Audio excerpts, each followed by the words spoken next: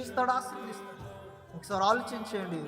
మీ జనాంగం మరి చివరి దినాల్లో ఉంచి ఉన్నాం, భయంకరమైన దినాల్లో ఉంచి ఉన్నాం. మరి దైవ సేవకులు మరి ప్రయాసపడుతున్నారు. ఎందుకు ప్రయాసపడుతున్నారు? మిమ్మలను ఒక క్రమమైనటువంటి మార్గంలో నడిపించాలని. యేసుక్రీస్తు వారు ఏ విధమైనటువంటి మరి ఆ యొక్క వారధిని ఏర్పాటు చేశాడో ఆ వారధి గుండా మనం ఏం చేయాలి? ప్రయాణించాలని. ఎందుకంటే యేసుక్రీస్తు వారు ఈ లోకానికి వచ్చింది, ఆయన ప్రయాసపడింది, ఆయన నలగొట్టబడింది, సిలువ వేయబడింది ఎవరి కోసం? మన కోసమే. మనం నశించుకోవడం ఆయనకి ఇష్టం లేదు. మనం దీవించబడాలి. ఆ యొక్క ధన్యకరమైనటువంటి స్థితిలోనికి వెళ్ళాలని యేసుక్రీస్తు వారు ప్రయాసపడ్డారు. మరి బైబిల్ గ్రంథంలో రాయబడినటువంటి ప్రవక్తలు మరి శిష్యులు వారందరూ కూడా వారి ప్రయాస ఏంటంటే దేవుని రాజ్యం అనేటువంటిది అక్కడ ఉంది, పరలోక రాజ్యం అనేటువంటిది అక్కడ ఉంది.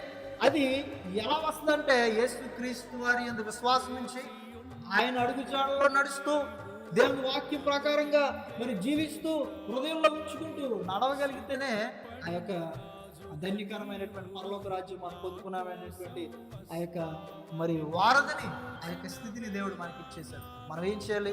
దాన్ని అనుభవించడం. మనం ఏం చేయాలి? విశ్వాసంతో ముందుకు కొనసాగుతాం.